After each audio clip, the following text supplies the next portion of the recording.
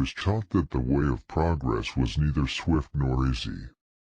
Life is not easy for any of us. But what of that? We must have perseverance and above all confidence in ourselves. We must believe that we are gifted for something and that this thing must be attained. Nothing in life is to be feared, it is only to be understood. Now is the time to understand more, so that we may fear less. A scientist in his laboratory is not a mere technician. He is also a child confronting natural phenomena that impress him as though they were fairy tales. Be less curious about people and more curious about ideas. I am among those who think that science has great beauty. If I see anything vital around me, it is precisely that spirit of adventure, which seems indestructible and is akin to curiosity. I have frequently been questioned, especially by women, of how I could reconcile family life with a scientific career. Well, it has not been easy. One never notices what has been done.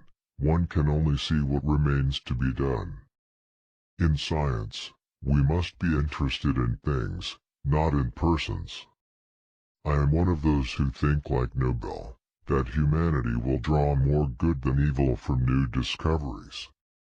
All my life through, the new sights of nature made me rejoice like a child.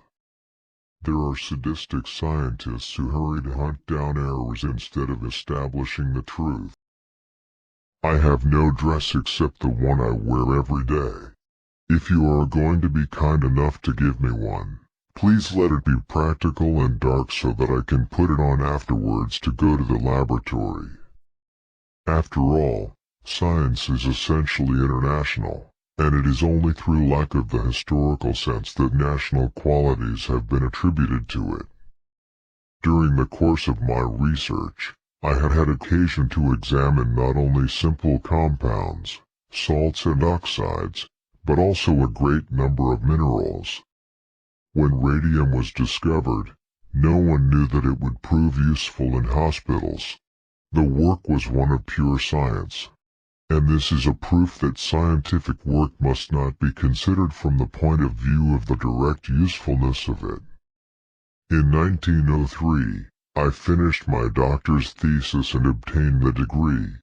At the end of the same year, the Nobel Prize was awarded jointly to Becquerel, my husband and me, for the discovery of radioactivity and new radioactive elements.